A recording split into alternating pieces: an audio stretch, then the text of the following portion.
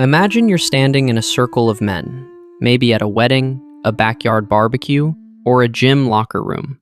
Everyone is laughing, trading stories about women, and playing their part in the male hierarchy. You're laughing too. You're hitting all the right cues. You've become a world-class actor in a play you never auditioned for. But internally, there's a cold, quiet realization. You are an alien. You're watching a movie in a language you don't speak, mimicking the sounds just to survive the night. If you've ever felt like a glitch in the matrix of traditional masculinity, you need to understand that what's happening inside you isn't a defect. It's a massive psychological rebellion. Most people think being gay is just about attraction, but that's a shallow lie. It is actually a complete deconstruction of the male ego. It's the moment a man decides to burn the legacy script his father, his church, and his culture handed him, just so he can finally breathe.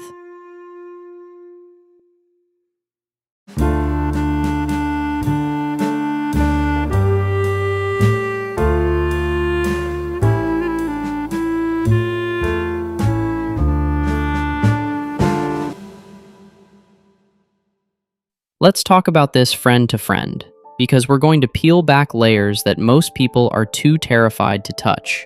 We're going to look at why society is so obsessed with keeping you in the default setting, and why your decision to step out of it is the ultimate act of psychological sovereignty. From the second you were born, you were handed a blueprint for how to be a man. This isn't just about liking blue or playing sports. It's about the tribe. For thousands of years, a man's survival depended on his ability to fit into the pack. If you were different, you were a liability. Because of that, the human brain developed a massive capacity for masking. A lot of gay men spend the first 20 or 30 years of their lives performing a version of strength that is actually a prison. They aren't lying. They are tactical operators navigating a hostile environment.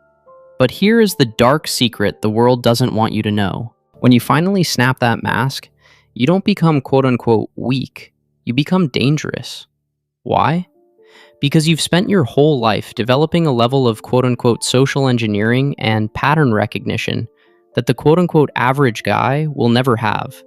You've learned to read a room, to analyze social cues, and to build your own identity from scratch, while everyone else was just following the herd. Your quote-unquote outsider status isn't a flaw. It is your elite upgrade. This transformation often begins with a process called compulsory heterosexuality. It's a psychological pressure so thick you can almost taste it. It's the constant background noise of society telling you that your value is tied to your ability to secure a female partner and produce a traditional lineage. When a man realizes he is gay, he isn't just choosing a partner. He is choosing to exit the assembly line. He is choosing to stop being a quote-unquote utility for the system and start being a sovereign individual. Think about the sheer cognitive load required to maintain that performance for years. Every time you enter a room, your brain is running a background check. Is my voice too high? Am I standing too casually? Did I look at that guy for a second too long? This is what we call hypervigilance. In the world of psychology, this is the same state of mind as a soldier in a high-threat environment. Your amygdala, the fear center of your brain, is constantly firing, scanning for social threats. While the quote-unquote average man is relaxed, enjoying the moment, you are working. You are processing data at a rate they can't imagine. And while that is exhausting, it also builds a very specific type of muscle. It builds the quote-unquote outsider's edge. It gives you the ability to see the quote-unquote social architecture of any room you walk into. You see the power dynamics, the insecurities, and the hidden agendas because you've had to study them to survive. Now, we have to look at the quote-unquote mirroring effect. In a typical heterosexual dynamic, men and women are often raised on opposite sides of a psychological canyon. They spend decades trying to figure each other out, often stuck in a cycle of translation where meaning gets lost. But in the psychology of gay men, that canyon doesn't exist. There is a double subjectivity, where two people who have navigated the same male social scripts the same hormonal surges, and the same tribal pressures finally meet. It creates an emotional intensity that can be overwhelming because there is no other to hide behind. It's a mirror. In this dynamic, you aren't just connecting with a partner, you're connecting with a version of yourself that has been through the same war. This creates a psychological high that is hard to explain to those who haven't felt it. It's the relief of finally being able to put the translator down and speak your native tongue. But let's be real about the dark side of this journey. Because of the pressure to fit in, many gay men develop what I call the performance of perfection. If you can't be the traditional man, you decide to be the superior man. You become the most fit, the most successful, the most charming, and the most accomplished person in the room. This is a psychological defense mechanism designed to make you unassailable.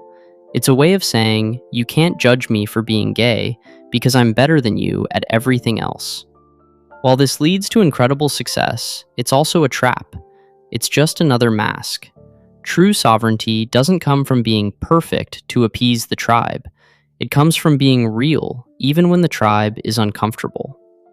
Let's talk about the late bloomer phenomenon, because this is where the inverse mind really shows its power. You see these stories all the time.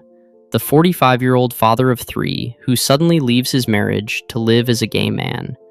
The world calls it a midlife crisis. I call it the legacy collapse. These men often tried harder than anyone else to follow the script. They leaned into the alpha roles, the corporate success, and the suburban dream as a way to outrun their own truth. They built a massive, beautiful house on a foundation of sand. But the subconscious is a patient hunter. You can outrun it for a decade, maybe 2, but eventually, the cognitive dissonance, the gap between your performance and your reality, becomes a canyon you can no longer jump. When these men come out, they are finally integrating their shadow. They are taking the parts of themselves they were told to hate and making them the center of their new world. It is a terrifying, destructive, and ultimately holy process of becoming whole. We also need to address the father wound and the tribe wound. Many people try to simplify the psychology of gay men by looking for absent fathers or overbearing mothers. This is a shallow, outdated way of looking at a complex human experience. The real wound isn't usually about one person. It's about the collective no. It's the realization that the home team you were born into has a condition on its love. That realization does something to a man's brain. It forces him to look for chosen family. It forces him to build a world based on values rather than just biology. This is a massive psychological advantage. Most people are stuck with the values they inherited. A gay man has to build his values from the ground up. He has to decide what loyalty means, what strength means, and what love means without a template. That is the definition of a sovereign mind. And what about the gay best friend, or soft stereotype? That is a psychological cage designed to make gay men manageable for society. It tells you that if you're gay, you have to be non-threatening, flamboyant, or secondary. But look at the actual architecture of our world. Look at the fashion, the technology, the art, and the corporate strategies. You will find gay men at the very top, operating with a cold, Machiavellian precision. Why? Because when you've had to socially engineer your way through high school and early adulthood just to stay safe, you become a master of human nature. You see the levers, you see the scripts, you see the masks everyone else is wearing because you wore one for so long. The most successful gay men I know aren't soft. They are sovereign. They have realized that since they don't fit into the traditional family unit, they have to build their own tribe. They have to define success on their own terms. This is the inverse mind at its most powerful, taking a marginalized status and turning it into a vantage point. When you are on the outside looking in, you see the cracks in the walls that the people inside can't see. Consider the internalized homophobia that so many men carry. This isn't just hating yourself, It's a sophisticated psychological program that runs in the background, trying to protect you by making you small. It's the voice that tells you to lower your volume, to change your gait, or to stay away from certain topics in straight company. This program was installed by the tribe for your safety, but it acts like a virus. It eats your creativity, your joy, and your power. Overcoming this isn't just about pride, it's about deprogramming. It's about looking at every thought in your head and asking, is this my thought or is this the tribe's thought? When you can finally distinguish between the two, you become truly free. You become the architect of your own consciousness. The world is terrified of men who don't need the traditional family script to feel complete. It's terrified of men who prioritize emotional intimacy over tribal competition. That's why there is so much pressure to fix or shame this identity. But the inverse mind knows that your glitch is actually your upgrade. It's the thing that allows you to see the architecture of the world while everyone else is just looking at the wallpaper. You are the one who can question why things are the way they are. You are the one who can innovate because you aren't bound by the way it's always been done. Your life is a laboratory for a new way of being a man. I want you to think about the sovereignty of desire. In our world, desire is often socialized. People want what they are told to want. They want the trophy wife, the expensive car, the status symbols. But for a gay man, desire is a radical act. It is a desire that goes against the grain of every advertisement and every social expectation. When you follow that desire, you are practicing the ultimate form of self-trust. You are saying, my internal compass is more accurate than the world's map. That self-trust is a muscle. If you can trust yourself with who you love, you can trust yourself with your business, your art, and your future.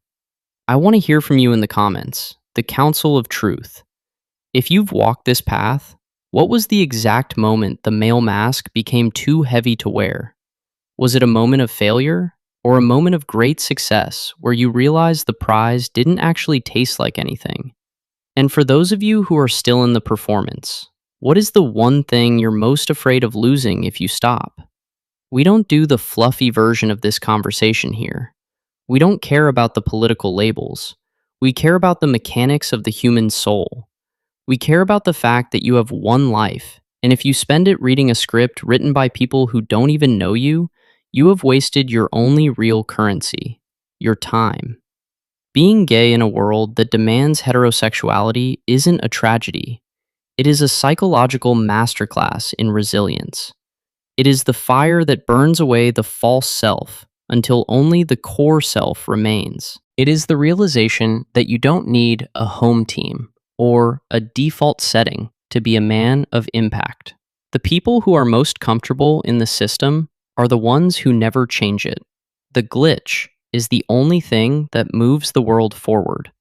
You are part of a long lineage of outsiders who have shaped human history exactly because they weren't invited to the main table. They had to build their own table, and usually it ended up being better than the original. I read every single comment you guys leave. This community is the council of truth because we're tired of the scripts. We're tired of the performative masculinity and the performative tolerance. We just want to look at the human brain and figure out how to be free. The fog is lifting. The strings are snapping. And for the first time, you don't have to look at the blueprint your father gave you. You can look at the blank space in front of you and decide exactly what kind of man you're going to be. Stop running from the glitch, because the glitch is the only thing that's real.